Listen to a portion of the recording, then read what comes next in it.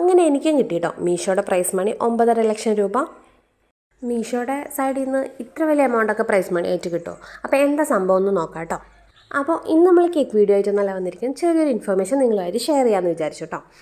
എനിക്ക് 2 ദിവസം മുമ്പ് ഒരു പോസ്റ്റ് ഓഫീസിൽ നിന്ന് ഒരു കോൾ വന്നു കേട്ടോ. നമ്മുടെ അടുത്തുള്ളതല്ല, കുറച്ച് ദൂരമുള്ള പോസ്റ്റ് ഓഫീസിൽ നിന്ന്. അപ്പോൾ നിങ്ങളുടെ പ്രോപ്പർ പ്ലേസ് എവിടെയാണെന്ന് ചോദിച്ചിട്ട്, അപ്പോൾ ഞാൻ സ്ഥലമൊക്കെ പറഞ്ഞു കൊടുത്തപ്പോൾ എന്താണെന്ന് വെച്ചപ്പോൾ ഒരു ലെറ്റർ വന്നിട്ടുണ്ട്, നാളെ ഒരു കുടം തരും എന്ന് പറഞ്ഞു കേട്ടോ.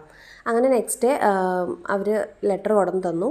പക്ഷെ നമ്മുടെ അഡ്രസ്സ് പ്രോപ്പർ അല്ലായിരുന്നു, അതുകൊണ്ടാണ് നമ്മുടെ അടുത്തുള്ള പോസ്റ്റ് ഓഫീസിലേക്ക് വരാതിരുന്നത്.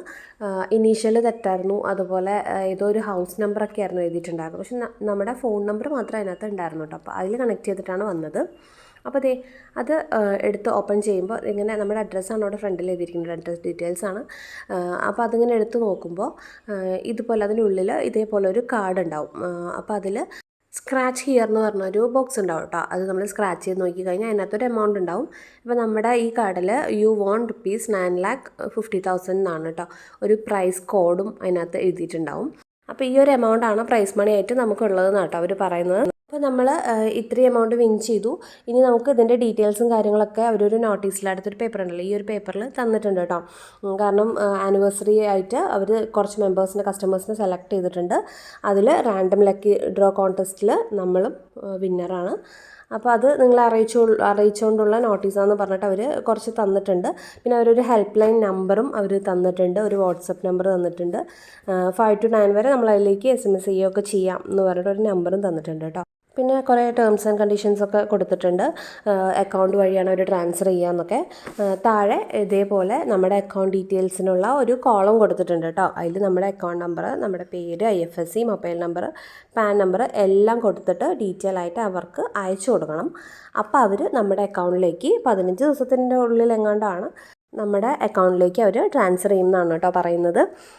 പക്ഷേ ഒരിക്കലും ഇത് വിശ്വസിക്കരുത്, കാരണം അത് ഫേക്കായിട്ടുള്ളൊരു പരിപാടിയാണ് കേട്ടോ. ഈ ഒരു കോൺടെസ്റ്റും മീഷോയും തമ്മിൽ ഒരു ബന്ധമില്ല. നമുക്ക് ചിലവർക്കൊക്കെ, ഇതെനിക്ക് 2ാമത്തെ തവണ കേട്ടോ. കഴിഞ്ഞ തവണ എനിക്ക് 12 ലക്ഷമായിരുന്നു വന്നിട്ടുണ്ടായിരുന്നത്, ഇത് 2ാമത്തെ തവണയാണ്. അപ്പോൾ ആദ്യം ഞാൻ ഫസ്റ്റ് ടൈം വന്നപ്പോൾ ഞാൻ അവരുടെ കസ്റ്റമർ ID-യിലേക്ക് ഇതിൻ്റെ ഡീറ്റെയിൽസ് ആവശ്യപ്പെട്ടിട്ട് ഞാൻ മെസ്സേജ് അയച്ചിട്ടുണ്ടായിരുന്നു കേട്ടോ. അപ്പോൾ അവർ ജെന്യൂൻ ആണോ, കാരണം ഇത് എന്താണ് സംഭവം എന്ന് അറിയാത്തതുകൊണ്ട് ഞാൻ മെസ്സേജ് അയച്ചിട്ടുണ്ടായിരുന്നു. ഡീറ്റെയിൽസ് ഒന്നും കൊടുത്തിട്ടുണ്ടായിരുന്നില്ല, എന്താണ് ഇതിൻ്റെ ഇൻഫർമേഷൻ ഡീറ്റെയിൽസ് ചോദിച്ചിട്ട്. അപ്പോൾ അവർ ആദ്യം വേറെ എന്തൊക്കെയോ റിപ്ലൈ ചെയ്തു കേട്ടോ, ജെന്യൂൻ ആണ്, ഇങ്ങനെ ഇത് അയച്ച്, അതായത് അവർ നമ്മുടെ ഡീറ്റെയിൽസ് അയച്ചു തരൂ, അപ്പോൾ നിങ്ങളുടെ അക്കൗണ്ടിലേക്ക് പേയ്മെൻറ്റ് ചെയ്യുമെന്ന് പറഞ്ഞിട്ടുണ്ടായിരുന്നു. പക്ഷേ എനിക്കത് തോന്നിയത് ഫേക്കാണെന്ന്. ഞാൻ യൂട്യൂബിലൊക്കെ സെർച്ച് ചെയ്ത് നോക്കിയപ്പോൾ കുറേ വീഡിയോസ് കാണാം കേട്ടോ. കാരണം പൈസ എമൗണ്ട് അവരുടെ കയ്യിൽ നിന്ന് പോയിട്ട് നമ്മളിങ്ങനെ അയച്ചു കൊടുത്തിട്ട് അവരുടെ കയ്യിൽ നിന്ന് എമൗണ്ട് പോയ ഡീറ്റെയിൽസും ഒക്കെ കുറേ വീഡിയോസ് കാണാം.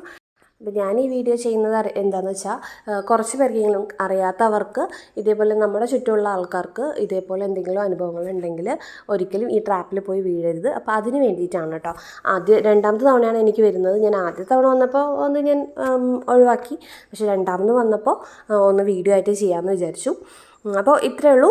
അപ്പോൾ ആരും ഇതേപോലെയുള്ള ഫേക്കായിട്ടുള്ള കാര്യങ്ങളിലൊന്നും പോയി വീഴാതിരിക്കുക. മാക്സിമം ഡീറ്റെയിൽസ് അന്വേഷിച്ചതിന് ശേഷം ഏതെന്നാണോ വരുന്നത് ആ ഒരു പ്ലാറ്റ്ഫോമിലേക്ക് തന്നെ വിളിച്ച് ഡീറ്റെയിൽസ് അന്വേഷിച്ചതിന് ശേഷം മാത്രം ഇതേപോലെ ഡീറ്റെയിൽസും കാര്യങ്ങളൊക്കെ കൊടുക്കുക. അപ്പോൾ ഇത്രയേ ഉള്ളൂ കേട്ടോ നമ്മുടെ ഇന്നത്തെ വീഡിയോ. അപ്പോൾ നമുക്ക് അടുത്തൊരു വീഡിയോയിൽ കാണാം.